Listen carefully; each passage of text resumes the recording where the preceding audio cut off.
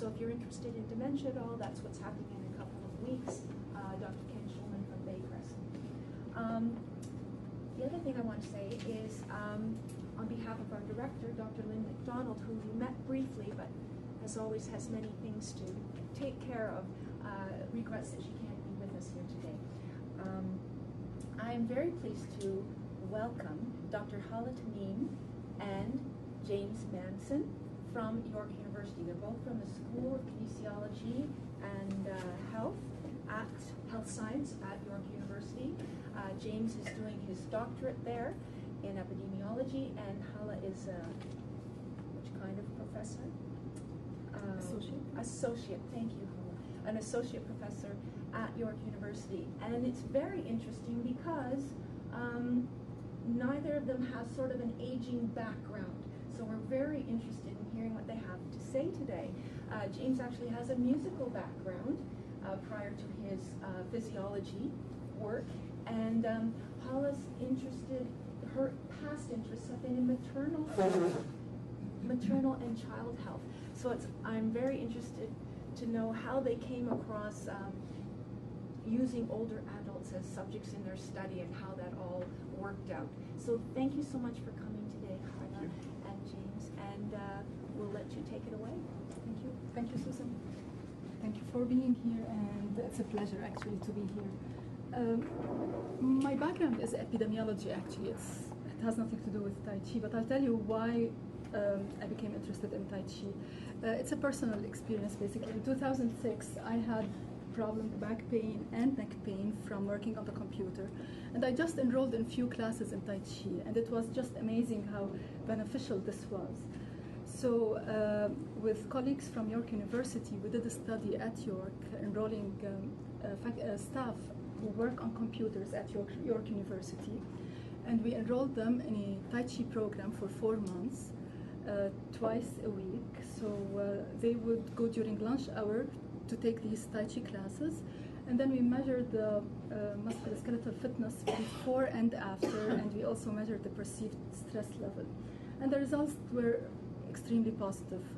We got extremely significant results, improvement basically. So we thought, wow, this is an interesting topic, maybe it's worth even following further on that. And we wrote, again with colleagues from York University, we wrote another proposal with the objective being to assess the barriers and the promoters for older adults to enroll in a Tai Chi program in Toronto, and to also assess the effectiveness of such a Tai Chi program among older adults. And we got the money for that.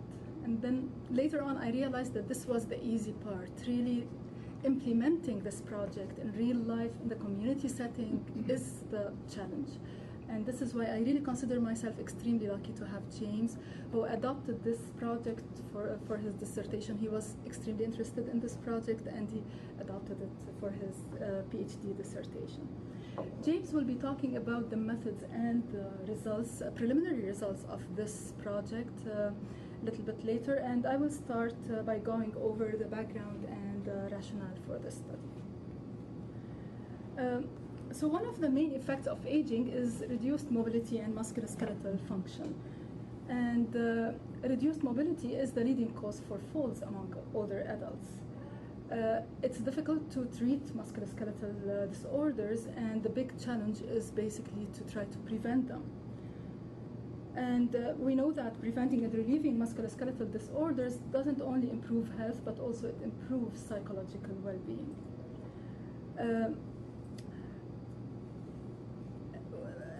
There are lots of research that have shown that physical activity is related to the prevention of musculoskeletal disorders, and that it also improves pain, it reduces pain and increases happiness, life satisfaction, and improved physical function, as well as reduced mortality.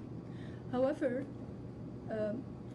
very few, and recently basically the Canadian Society for Exercise and Physiology just reviewed their guidelines in 2011, and this is what they recommend. They recommend that at least that adults aged 65 years and older should accumulate at least 150 minutes of moderate to vigorous intensity aerobic physical activity per week in bouts of 10 minutes or more. They also add to that more physical activity provides greater health benefits. However, more than 2/3 of older adults do not engage in physical activity in Canada, and females are more likely not to engage in physical activity, in physical exercises. Studies have shown that older adults of low SES and of ethnic minorities are more likely not to engage in also regular exercise. This all brings us to the point that ideally what we want to have is programs, exercise programs that are safe, that are affordable for older adults, that are accessible, so the older adults don't have to walk distances basically to get there, frequent, and socially supportive, where these exercise programs can be used as a way basically to build a social support network. Tai Chi encompasses all of these characteristics. It's a light intensity. It encompasses circular and controlled sequence of movement, slow and continuous, and when all these movements put together, they look like fluid, almost like fluid. And it involves both the body and the mind through mental concentration, dynamic relaxation of the body's muscle, slow deep breathing, and mindful and meditative process. What's nice about Tai Chi is that it can be easily incorporated into community-based programs. For example, senior center activities, senior nursing homes. Why? Because it doesn't require much. All it requires is basically a room where the Tai Chi can take place, or it can be even done outside. And it requires a Tai Chi master, but there's no equipment that is required for Tai Chi. Now, there have been many studies that have shown lots of effects of Tai Chi on the chronic conditions, as well as health-related factors. So studies have shown that it decreased cardiovascular disease, hypertension, arthritis, depression, anxiety, stress, mood, and life satisfaction. Also, these beneficial effects have been seen as early as after 6 weeks of enrolling in a Tai Chi program. There have been many studies, again, that looked at different times for Tai Chi programs, and all these beneficial effects have been shown as early as 6, 10, or 12 weeks after the introduction of Tai Chi. And these programs ranged from 1 hour to several hours, to 3 hours per week. In 2001, the American Geriatric Society, the British Geriatric Society, and the American Academy of Orthopedic Surgeons, they advised that Tai Chi is a promising type of exercise that has the potential of being the preferred balance training for older adults. And this brings me to the rationale of the study. So, increase in physical inactivity in older adults, we know that it declines, it's associated with a decline in the well-being, specifically for low socioeconomic status and ethnic minority. There's lots of potentials for improvement in Tai Chi, potential for health improvement if enrolled in Tai Chi programs. And Tai Chi can be easily incorporated into community centers and senior center activities. Few studies examined Tai Chi in a community-based setting. Most of the studies that have been done were in a clinical-based settings. And there is also limited research around the psychological benefits of Tai Chi. There has been no study that looked specifically at low socioeconomic status older adults and ethnic minority population with the effects of Tai Chi on these population. And we know that the literature is strong on positive effects in Tai Chi culture. However, we don't know whether it would work in Canada's multiple ethnicities. It's important to explore factors that are involved in promoting it to older adult population in Canada. So the objectives of this study is the following. So the first one is that to examine and assess the factors influencing older adults in terms of enrollment in a locally offered Tai Chi program. Just briefly, the methodology to answer this question was through focus groups. So what we would do is just sit down with older adults and just discuss with them, talk about the barriers and the promoters for enrolling in the Tai Chi program. The second one is to examine the Tai Chi effects in terms of improved health-related fitness and psychological well-being. And again, the brief methodology to answer this objective would be to collect baseline data on physical and psychological health, then give the Tai Chi program, and then at the end assess again physical and psychological health and compare pre and post measures. And the third objective is to examine and assess factors affecting sustained participation in Tai Chi. And again, briefly, the methodology is again focus group to sit down with participants. The project that I will be talking about here is a 3 years project, and there are 3 cohorts that are involved in this project. We finished the first cohort, and now we are working on the second cohort, basically. So the first cohort is basically to recruit participants whose ethnicity is not related to Tai Chi. And James, what does that mean? Excuse me? What does that mean? South Asian, for example, population, someone who has nothing to do, like for example Chinese, they come from an ethnicity where basically their culture, they know a lot about Tai Chi, whereas, and you will see in a bit, the people whom we recruited basically for that specific cohort. The second is a cohort whose ethnicity is related to Tai Chi, and the third is just a random sample of Canadian population. So I'll leave it now to James to tell you more about the first cohort. Thank you, Hala. All right, so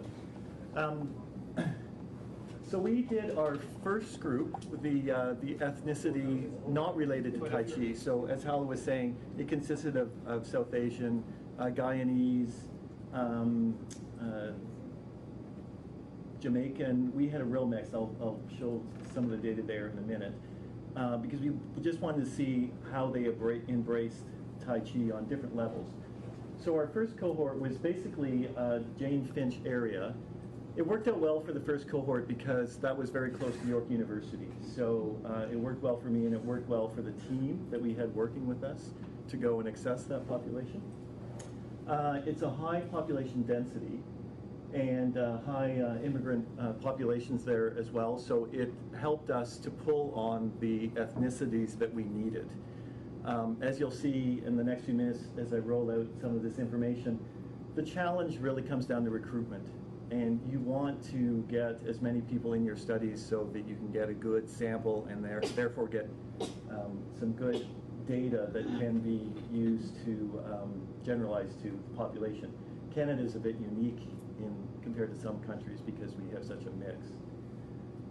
So it was a good area to pull from. So the inclusion criteria, basically residents from the Jane-Finch community, 55 plus years of age. As I mentioned, mixed ethnicity and not culturally related to Tai Chi. They were able to come to the classes, so able to walk. We actually had a few people that were able to walk, but they did have assistant devices. And we wanted to be inclusive, so we said, sure, come on in. One lady in particular, she would turn her device around, and because she had some spinal surgery, her legs weren't strong enough, but she did the whole Tai Chi class from her assistive device, which was great. And she was really happy to be there too. So we wanted to be open to everyone. And then we made sure before we started that we had medical clearance for everybody. The location that I'll get to in a minute actually worked out well because they had a doctor that actually is in the building. Yep. Okay, questions. Sure. I wonder, was the medical capability self-declared, or did you ask them to have their family doctor? Yeah, good question. In fact, it worked out well because within the building that we ended up doing our first cohort was a doctor's office. That it was a Toronto Community Housing building that housed the doctor within the building, and I'd say 98% of the participants went to that doctor. So when I gave them their physical activity readiness questionnaire, they just needed to go directly down to that doctor. My master's degree is in exercise physiology, so I'm a certified exercise physiologist. So that gives me a certain amount of ability to clear a certain level of person, and then past that, we need the doctor's clearance for that. So that worked out well. It was very accessible. Thank you. So with respect to the focus groups, this was very interesting because this cohort was our first exploration really with this whole project. So the goal with this was to look at the barriers and promoters for participation in the Tai Chi program, and also importantly was to get a feel for recruitment. So we wanted to get a feel for the participants, how they felt about coming, what made it easier for them, did they have friends that would be interested, could they spread the word, you know, that whole thing. So our first focus group, we actually, as far as focus groups go, we went fairly big because we wanted to spread the word and we wanted to get as much info. Normally focus groups are a bit smaller, but we went bigger. So once again, the methods for that is we want to make sure they were community dwellers, 55 years of age and older. And we, particularly at the Jane-Finch area, we focused on sort of central points, central gathering points to recruit that focus group. Local grocery stores, shopping malls, residential buildings. It turns out the grocery store was the best spot. I was very lucky. I had a master's student working with me from psychology department. Her name was Michelle Afade, and she was the most outgoing person I've ever met. So between the two of us at the grocery store, we met a lot of people and got them interested in coming in the focus group, which is great. And almost everybody that came to our focus groups ended up participating in the program as well. So that was nice.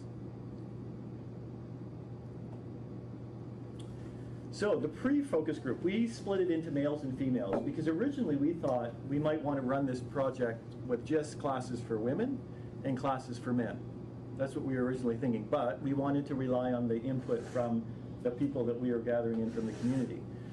So the women were, we got 21 women in, and we got 18 men in for the two focus groups. They were about 3 weeks apart. This was around May and June of 2008, I think it was, 2009.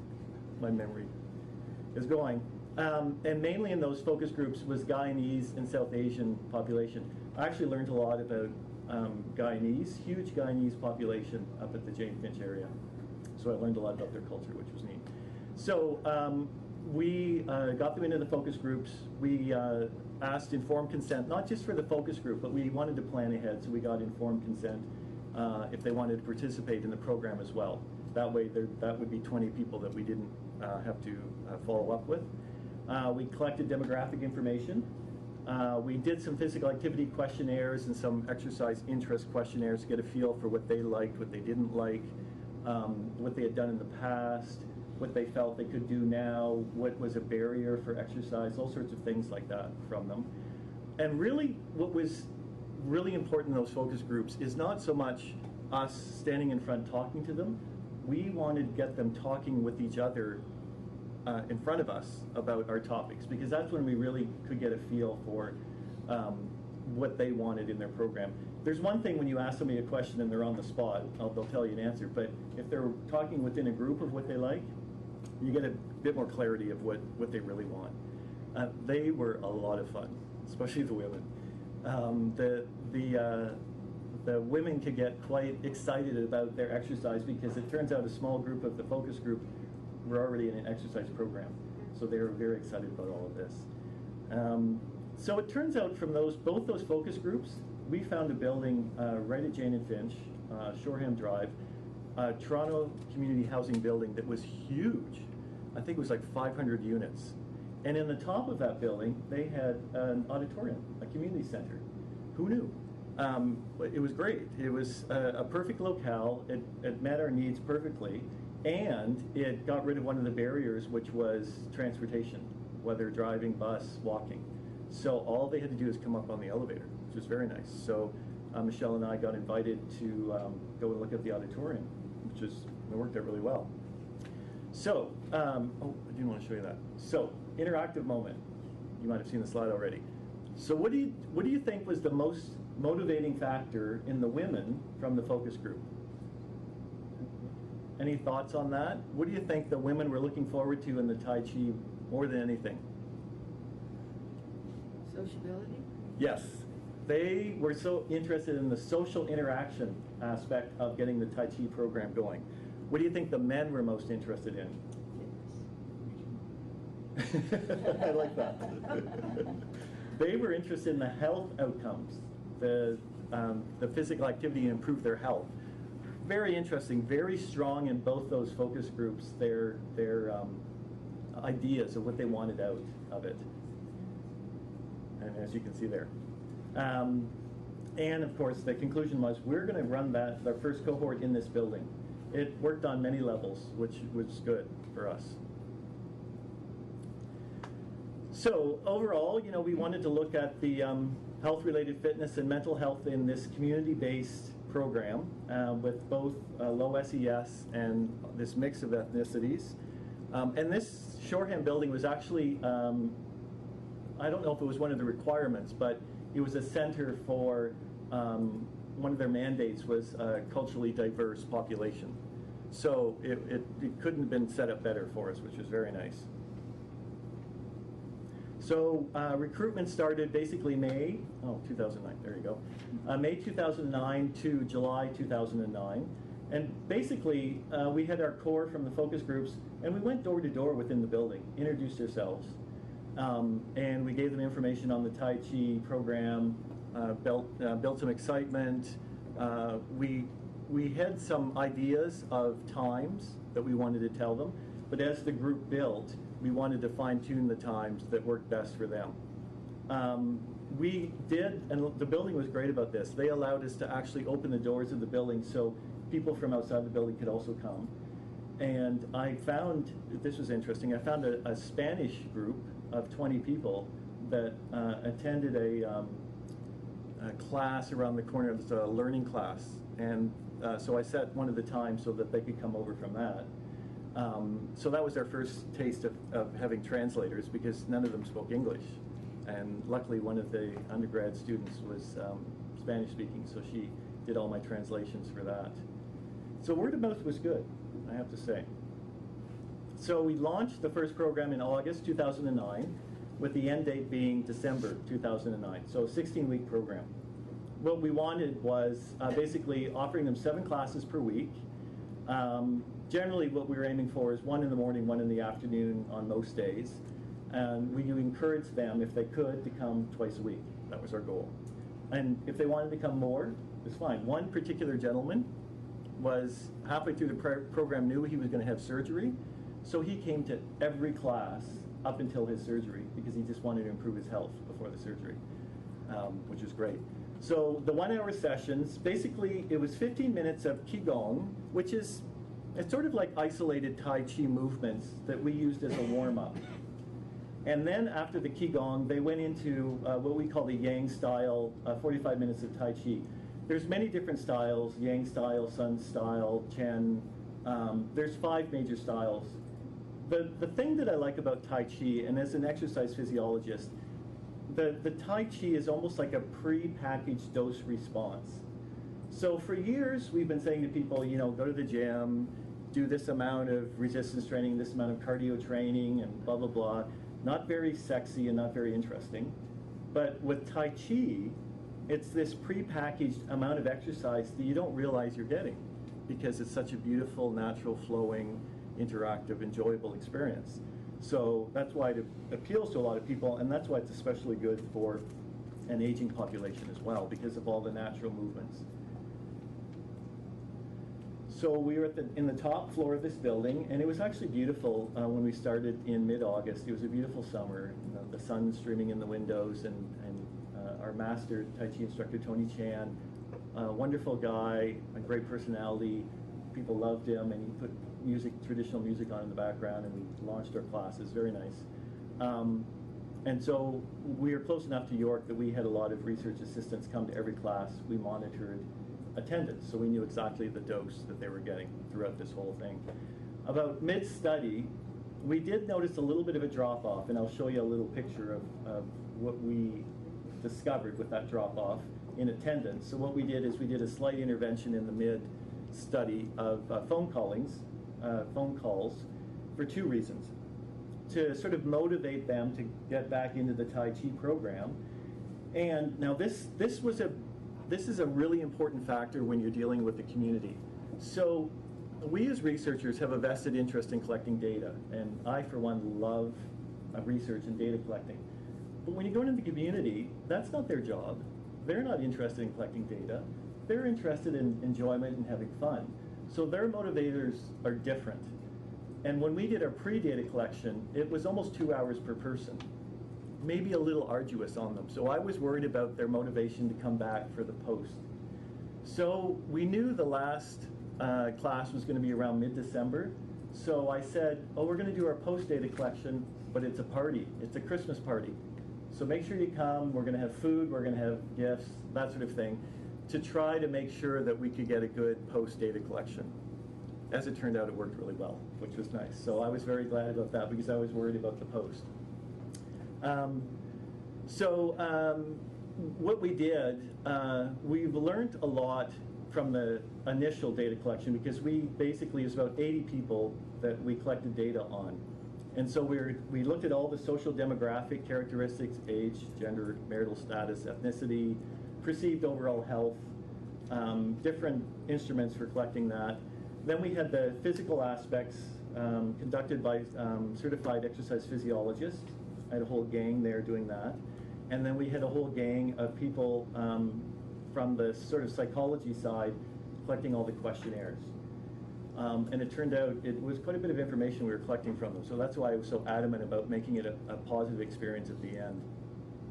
And these are just some of the things we collected. So resting heart rate, blood pressure, height, weight, waist circumference.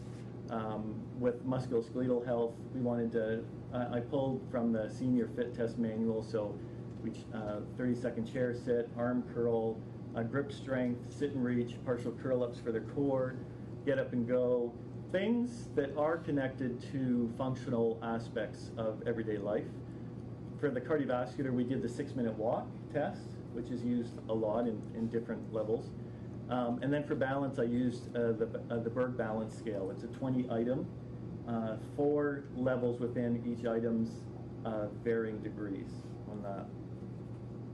Psychological health, we used several instruments. Just the one I'm focusing on today is the PSS scale, or the perceived stress scale, to look at their stress levels before and after the program. So statistically, we did analysis. We just did a simple paired sample t-test to look at pre and post.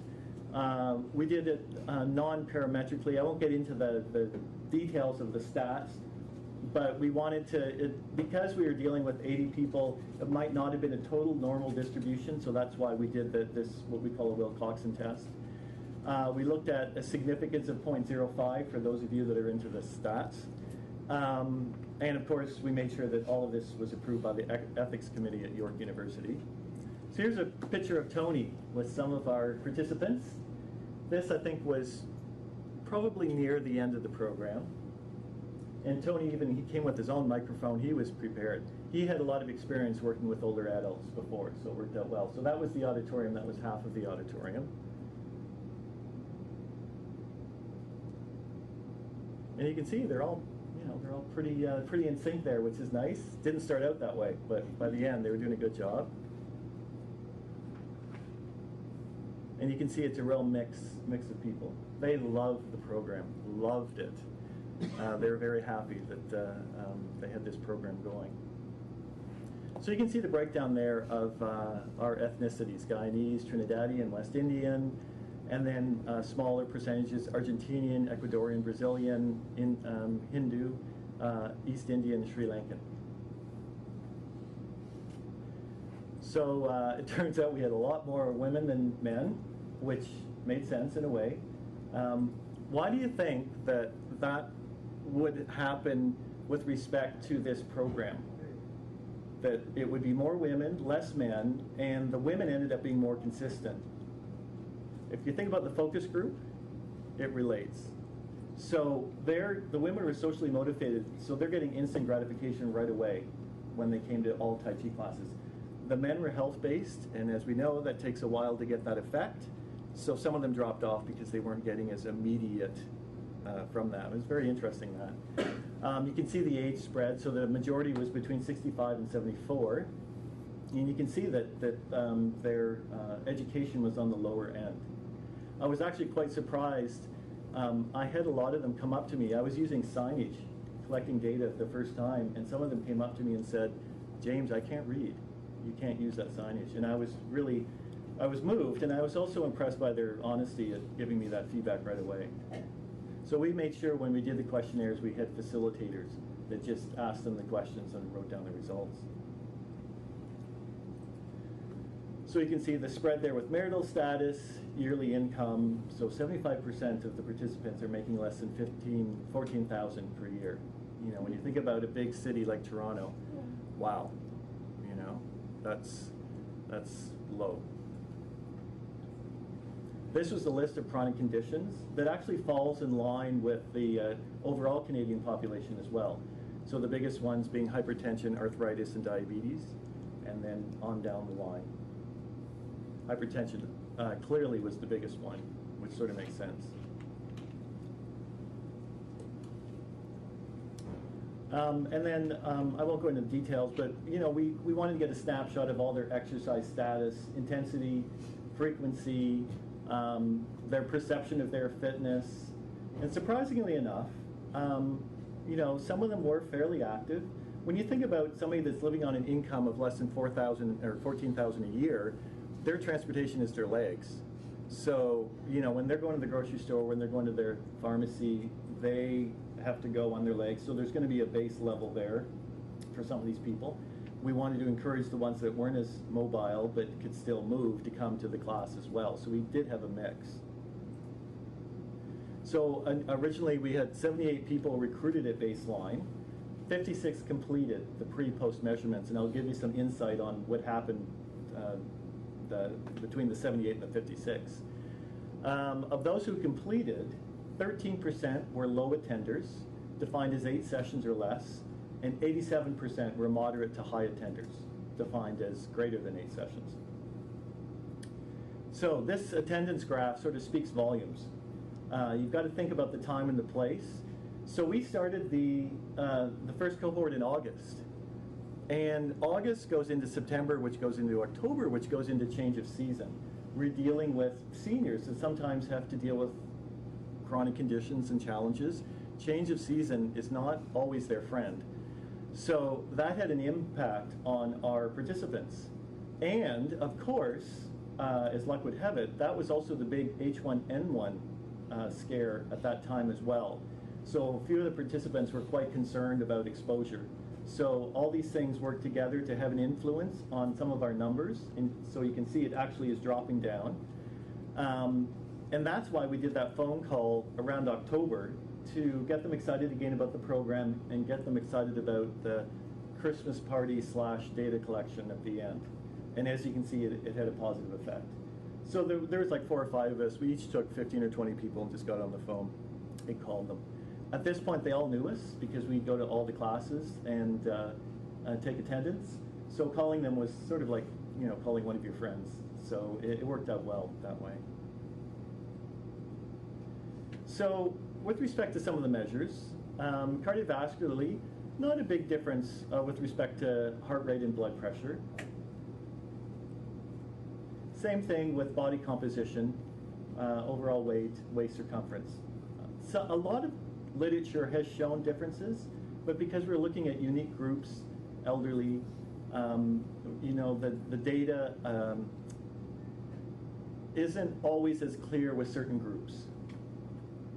However, big stuff with respect to changes with right and left grip strength and overall grip strength, which is very interesting when you think about Tai Chi because it's not grip-based, but just the very fact of moving and stimulating physiological processes.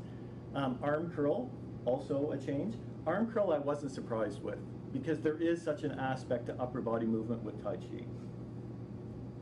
Lower body as well, once again, didn't surprise me at all because of the, you know, all the work and the crouching positions and the moving from one leg to the next. Up and go, not a change. But when you think about up and go, it's basically a chair with an 8-foot pylon. You get up as fast as you can and run around the pylon. You know, Tai Chi would have maybe perhaps some limiting effects on that change. Partial curl-ups. So a lot of core activity while you're doing Tai Chi, we did have significant results. Sit and reach, we didn't get significant results on that. Sit and reach is basically, it's a box with their feet against, they overlap their fingers and slide along a ruler. So we just compared pre and post to that. So amazingly, we did get a lot of significant results when considering that some of them didn't actually attend 2 times a week. Some were only once a week. And their perceived stress actually improved. So Tai Chi had a good impact on their stress levels as well, which is really great to see. So we wrapped up the first cohort with a focus group, post-focus group. And you can tell it's December there, they all have their coats on. So we had about 10 or 12 participants come to that. And we separated them into low and high attenders, but we didn't tell them that because we especially didn't want the low attenders to feel bad. We didn't want to say, you're a low attender. Michelle took one group, I took the other group. And I'm actually very excited about this focus group because we got excellent data, excellent information. I haven't had a chance to totally analyze it yet. But basically, we had a set of questions we went through, and we had a recorder. We just passed it around the group, and they gave us their feedback on the barriers, promoters, what worked in the program, what didn't work in the program, what they liked, what they would like for the future, a whole series of questions.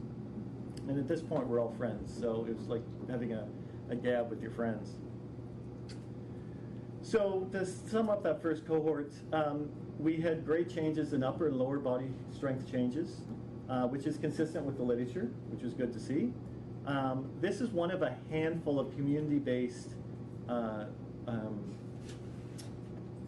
studies. There was one that was done on the West Coast. There was one that I looked at in England. There's been a smattering of them throughout. There's only about 5 or 6 that are real community-based.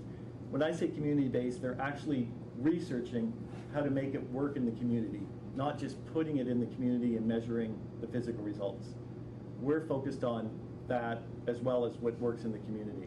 And this is totally unique with Canadian ethnic diversity base there. So the strengths of this, especially our first cohort, multiple low-income elderly ethnicities in one location and one facility. That was huge. That was a godsend. Limitations, study design, some internal validity issues, and then of course those things that we all deal with, the impact of daily activity change, seasonal effect, health status, of course, mood as well, as we know, like look what's going on with the weather right now, that's got an impact on our mood. And then of course self-reporting bias. Even though we had facilitators, we're still pulling the information from the participants. And I do worry at the end of a 2-hour data collection with a little bit of fatigue, we're not quite sure if we're totally getting a clear picture. So in conclusion of the first cohort, it's very clear that ethnicity not connected with Tai Chi was fully embraced. They loved it. Positive results both in the low and high participants, which was nice to see. Because we did, I didn't overload the stats here, but we did have significant change in the low as well as the high. Obviously more robust in the high. And clearly sustainability for 16 weeks with minimal interference with that one phone call in the middle of it as well. So I'm just to wrap up here, I'm just rolling out the second cohort, which is ethnicity related to Tai Chi. So it's here in the Chinese community, which is actually just around the corner from this building at the Alexandra Community Center, which is just at Dundas and Spadina. It's a small little community center. So I'm currently recruiting. I'm at about 75% of projected numbers, and I'm hoping this Saturday morning we hit our target. And we're doing something different with this group. We're doing what's called a rolling recruitment. Because we felt that this community is very network orientated, they spread the word really well. We thought instead of having one start date, we would spread it over 4 weeks so they could tell their friends. Okay, it was a gamble, but it worked really well because they are telling their friends and they're very excited about the program. And as of, I think it was last Saturday, we were actually overwhelmed with the numbers that we were testing. In fact, so much so that I had to put some off for this Saturday. I thought that was great. I was very excited about that. Slightly different this group. This is a community center-based program. And I've noticed, looking through the data so far, because it's a community center-based, they come from their homes to get to the community center. So a bit higher functioning, as opposed to coming up an elevator to an auditorium. So we are attracting higher functioners, both physiologically and psychologically. And this was very interesting that I found in the first focus group. We actually had initial resistance because they were scared it was going to be too hard, because they know about Tai Chi and they think about Tai Chi masters and practitioners and high functioning it is. And they were telling me this in the focus group. They were intimidated that I was going to have too hard a class for them and that they wouldn't be able to handle it. So we reassured them, no, this is community-based, it's open for all, we're going to start gentle and ease you into it. So that was a real learning experience for us, because we thought it would be the opposite, that they would embrace it. And in fact, there was some resistance. So, but we dealt with that fine. Same socioeconomic setting, same gender split, more women than men, similar age spread as well. We might potentially end up with maybe a few slightly younger, closer to 55, I'm noticing. What I like about the community center is there's a lot of kids programs that the grandparents bring the kids to. So now the kids have a program and the grandparents have a program. So it works out really well. And hats off to this community center. They are a joy to work with. They're really invested in seeing this kind of thing work. Very hard workers. I found a woman that works at the community center who's my main translator that's been doing a lot of my psychological measures on her own time during the week. And then I come in and she hands me the finished booklets. As a researcher, that's huge, huge. So I just want to thank Michelle Lafayette was the master's student that she was pulling her thesis from on my first cohort. A great person to work with. She worked very hard. She did a really great job. We were a good team, so I miss her. Tony Chan was the Tai Chi instructor that we used in our first cohort. He was from Markham, so I didn't think he'd probably want to drive all the way down to Dundas and Spadina. But as it turns out, we have a Tai Chi instructor that came with the community center who is great as well. And of course, thanking Toronto Community Housing for that first location. That was a godsend as well. And Professor Ronnie Jaminek at York University, she gives us ongoing technical advice with respect to this project as well. So a special thanks to her. And one thing that we did not put in here, I actually have another master's student, Teresa Kim, who is working with me on this second cohort, who is equally as good as Michelle and making my life much easier as well. Thank you. So thanks. Any questions or anything? Feel free. Yep. I should declare myself, I belong to the Dallas Tai Chi Society in Toronto. Oh, great. Though I'm not politically active, I have a bad knee, that's my story, and I'm sticking to it short term.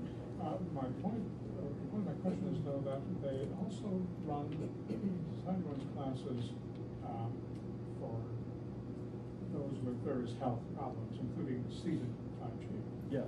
And I'm curious because there are certain claims made that may be uninformed. Now, what I mean is that there are earnest trained volunteers who know Tai Chi, but may not know health matters. And I'm wondering if your research, directly or indirectly, has revealed any health risks that go with Tai Chi. That's a good question. Health risk. Not necessarily, other than, with any dose response, it's a matter of making sure you work within your limits. So most of the participants in the first cohort and what I'm seeing in this second cohort are well within their limits. But I could see maybe a frail elder overdoing it, perhaps. So I could see that being, especially in a community setting where there's a group, that could be a downturn. In my research, I haven't seen issues with respect to what we're doing here with Tai Chi. But that's something that we always should keep an eye out for, depending on the individual. Hopefully we've captured that data that they've told us if there's any particular heart issues or anything like that. Yeah. Have you seen any Tai Chi sessions that promote themselves as health related or health improving in addition to the generalized condition to describe, but it's a very excellent here. Well, Tai Chi is surprisingly, and you would probably be better to speak to this than me, it is very popular, and there's a lot of classes going on. And you know, it is health promoting and psychological health promoting, which is great. And I guess it depends on the center or wherever they're at, what they decide to tag onto it, I suppose. You know, once again, I guess it depends on anything. It depends on if the society overall is monitoring what it should be said and what shouldn't be said. One regular edition is a feast, so often like your Christmas party. Thank you. Yeah, thanks. Yep. Have you looked at other exercise interventions with Tai Chi? Well, not for this research. That's a good question. A lot of the literature does compare, you know, some of the past. What they've done is they're comparing cardiovascular specific exercise to Tai Chi, or a resistance training program to Tai Chi.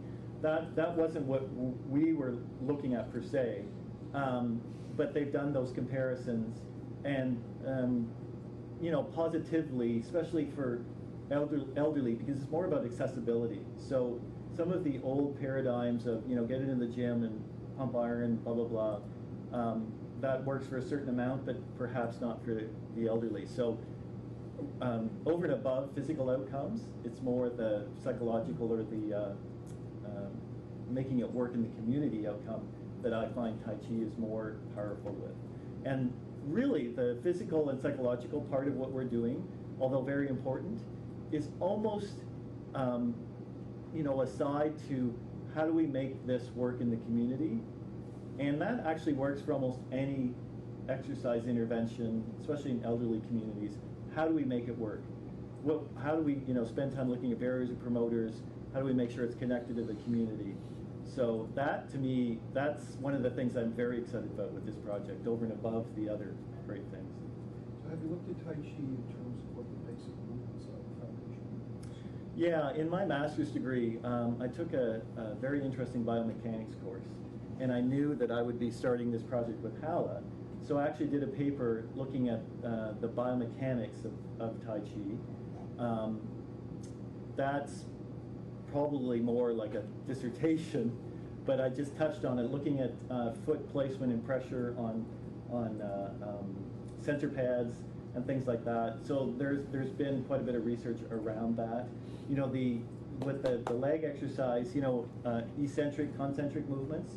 So Tai Chi is more eccentric, so it's lengthening the muscle and loading at the same time.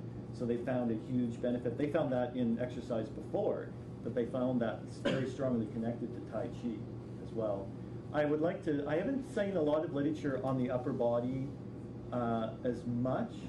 I might not have looked at that as closely, but I'd like to do that now after seeing the robust changes that we're getting in upper body. You shouldn't see very much in the body. Yeah, that's probably why I haven't seen it You're then. going to see translation, which is the leg movements, the shifting back and forth. And you're going to see rotation, but that's essentially, it should essentially be around the hip bone. Yeah. So you're not going to see a lot of movement in the upper body if it's done correctly. Yeah. Oftentimes you'll see a lot of movement in the upper body. Yeah. Maybe I'm thinking more in terms of shoulder joint as opposed to, you know, around the pelvis, you know, with some of the movements. But the bottom line is the lower body, really. Did you do any measures of well-being? Oh yeah. 4 or 5 weeks into it? Yes, we did. We actually did in our first cohort. We did right in the middle.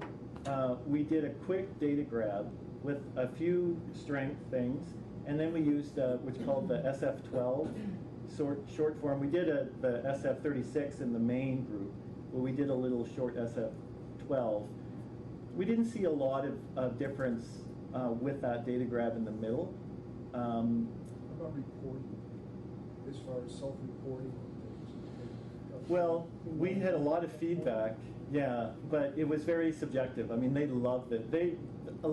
As you can see, with 14,000 income and lower, they are starving for things to do and interventions like this.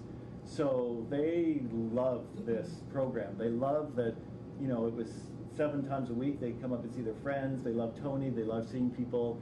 One of the participants always called me Brother James, which I thought was very sweet.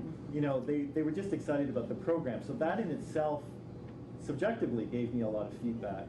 And then hopefully we captured objective numbers as well. I would like to look at some of the qualitative stuff around that. I'm more a quantitative researcher, but I'd like to add on that qualitative. That brings me to my question, which is there any kind of a spiritual aspect to the program? You Well, talked about mindfulness. There is. I mean, we were looking more in a purely psychological sense at this point. I mean, Tai Chi is very robust with the inner reflection, probably beyond what we can do in this project, although that would be a great thing to pursue farther. You know, there's some levels that we're actually exploring in my second cohort that gets a little bit deeper than the psychological, more on the cognitive level, so we'll see what we pull out of that. When you get to the spiritual, it's hard to quantify that, and it's even hard to qualify that as well. But it'd be kind of a neat project down the road to get farther into the benefits from this, that's for sure. Yeah. Yep. What's happened to your first cohort? Have you kept in touch? Are they continuing? Yeah, we wanted to continue, and it's funny, at the end of the first cohort, the Toronto Community Housing approached me and said that we'd like to fund Tony to come back.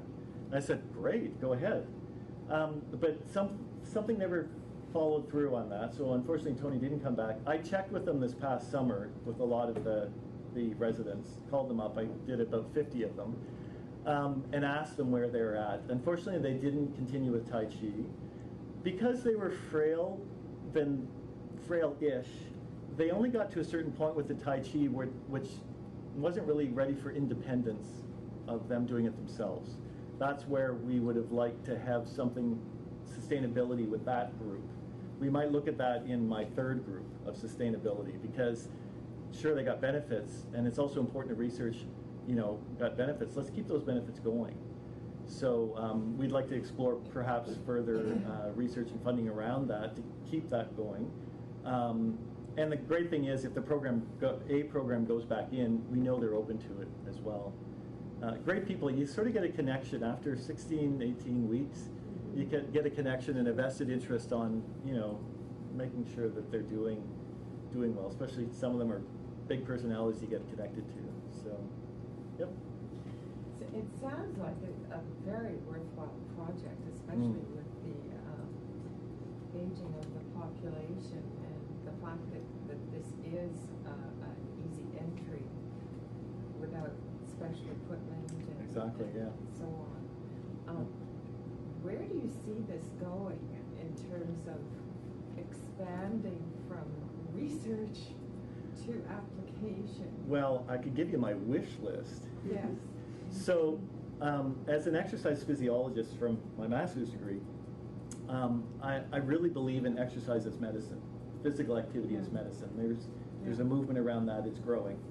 And on top of that, with respect to elderly, there's a thing called complex chronicity that occurs that we all are going. Complex what? Sorry. Complex chronicity. Oh. So we get more than one chronic challenge at a time. Indeed. Yeah.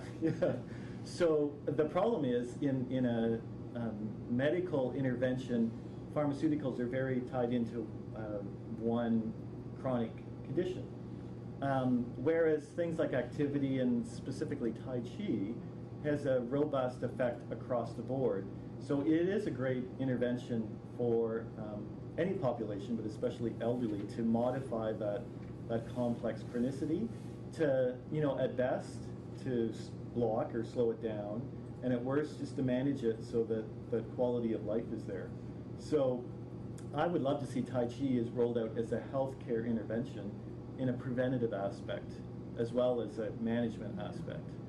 Preventative, you know, in Canada, preventative doesn't get as much airtime because our... It gets virtually none. Yeah, because our system isn't set up, unfortunately, around that. However, there are movements.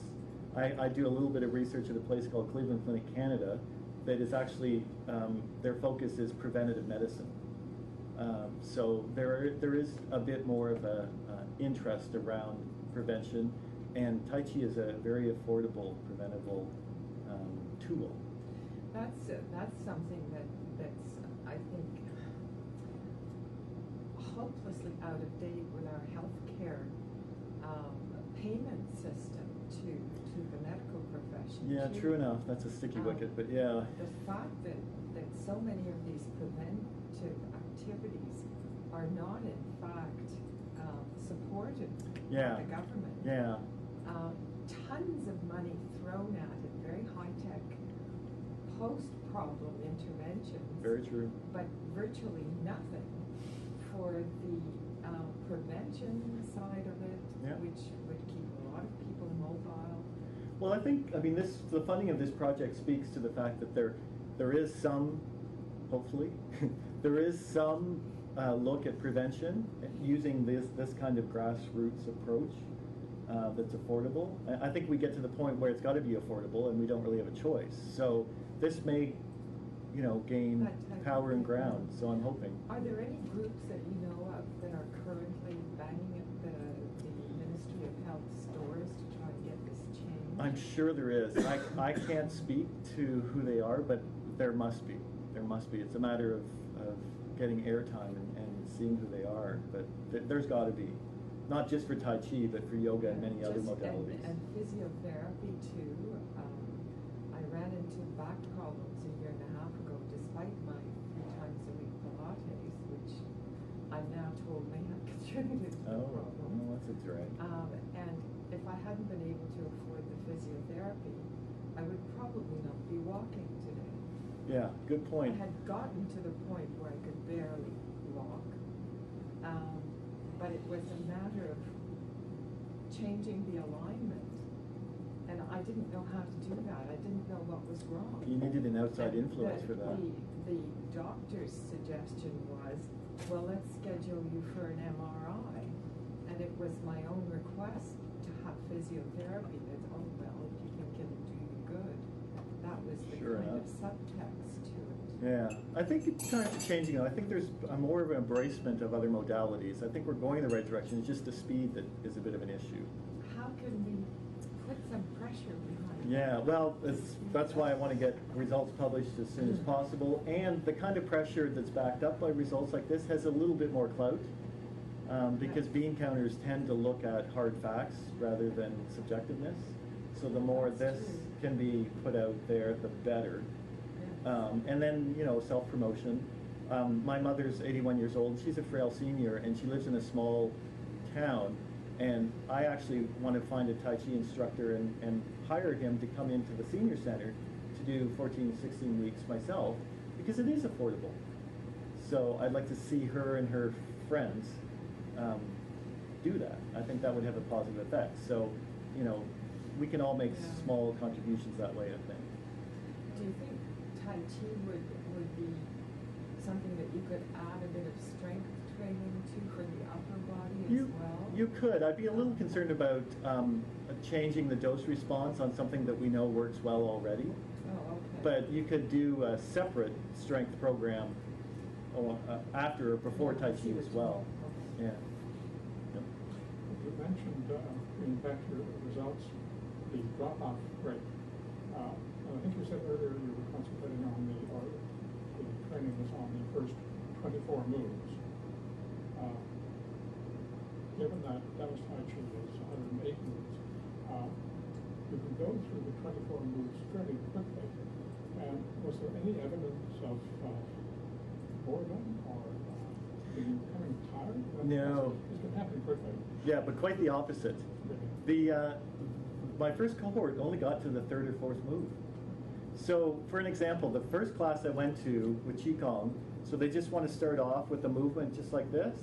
I looked around the room, and half the room was doing this. So they were just trying to get back into their bodies. So they really took the Qigong, and then it only, in 16 weeks, they only got to 3 or 4 of the Tai Chi moves. So it shows you that different populations, different embracing at different levels. So I didn't feel there was a boredom issue there in that group. Be interesting to see what happens with my next group. Thinking about the political situation you were referring to, we may hope that any day now, the present government will be put in its place, and there'll be a new coalition government. And maybe Olivia Chow could become Minister of Health. And perhaps there might be some insights into what her heritage could contribute to the health of Canada. Yeah. In fact, I think I'll get working on that. There you go. Perfect. It seems to me that what is central in Tai Chi, which makes it different from the usual physical fitness activities, is the emphasis on coordination in the whole body and balance. Yeah. And that, of course, as you know, affects the overall control of movements, and through that, the basal ganglia, and through the basal ganglia, even the thinking activities, etc. Which brings me to the question: do you have measures to assess the coordination holistically and the balance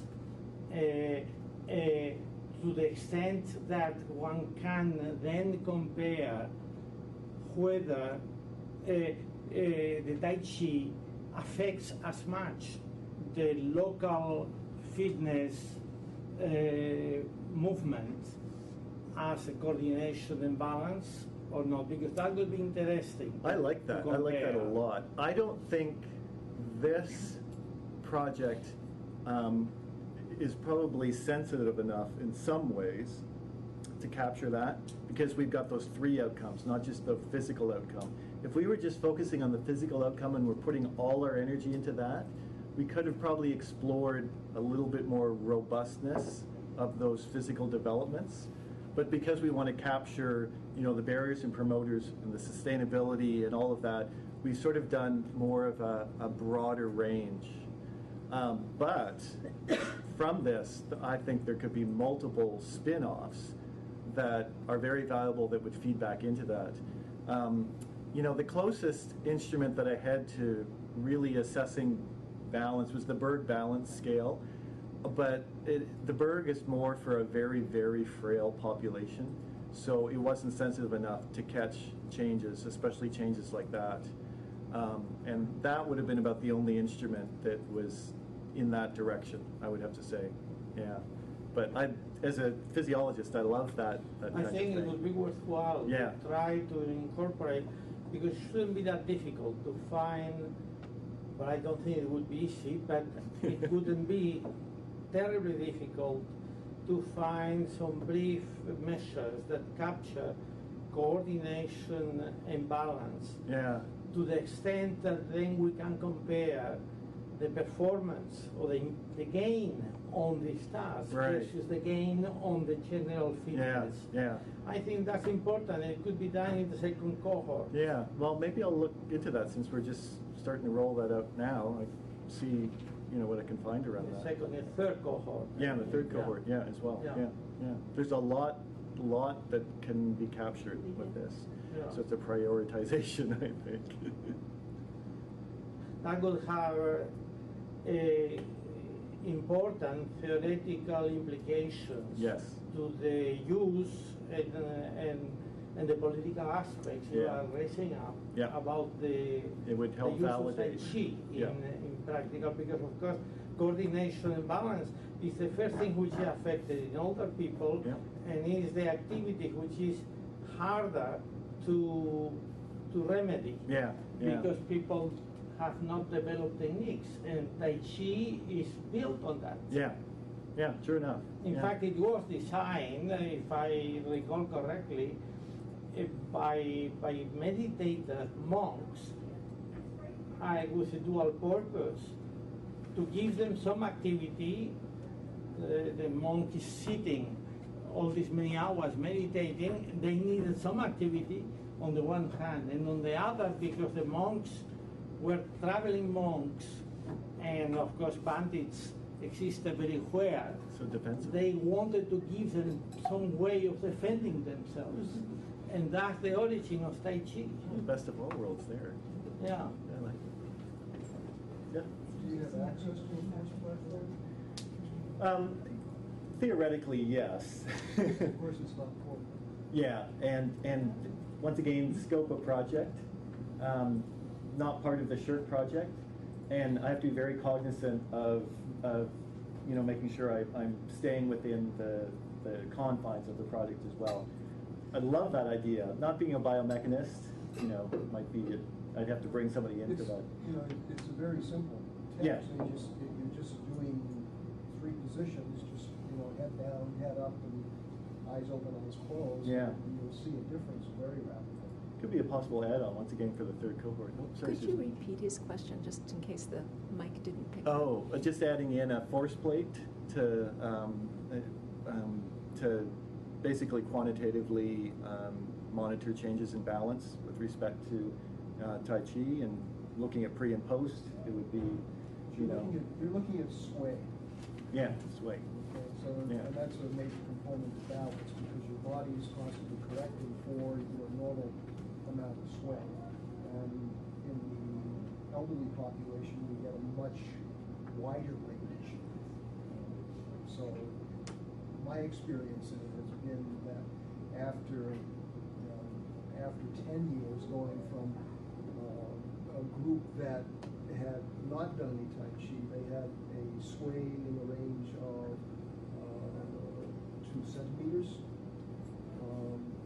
In the individuals that were practicing Tai Chi over a long period of time, say a 10-year period, the amount of sway was measured in millimeters. So it was a substantial reduction in the amount of shifting of the body. Yeah, love to do that. I just think it's probably beyond our scope, but be very valuable. Next time. Yeah, exactly. Next grant.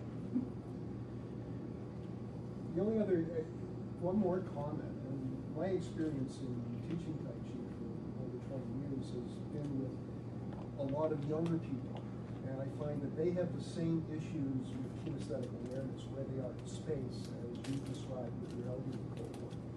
And I'm wondering if you need to look at a pre-Tai Chi situation where you introduce a repetitive exercise that will allow them to connect before you start over the Tai Chi. Because you're adding so many variables with trying to learn a Tai Chi form, that it becomes extremely difficult. It's like anything, if we invest in younger, then they'll embrace it more as they mature. But even with the elderly, if you had a pre-Tai Chi set of exercises, Oh, I see what you're saying. as opposed to this sequence. We were sort of using the Qigong a bit as that. Which one? That's beyond me. I left that up to Tony and our current. But it was sort of the Warm up. Yeah, a warm-up with a bit of an introduction of isolated movements. But once again, you could be more precise with that as well. Yeah, that's good.